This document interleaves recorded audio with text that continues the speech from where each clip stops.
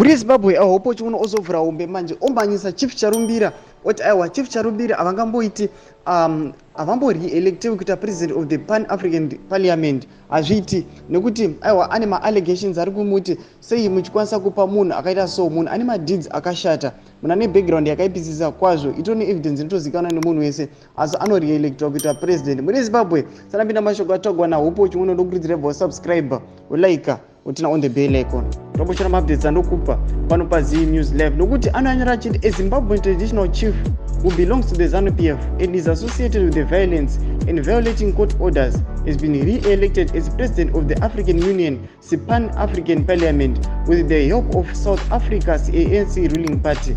This is a man with accusations of raping his niece and corruption at the Pan-African Parliament, but the African parliamentarians have seen it to fit to be led by the scandal.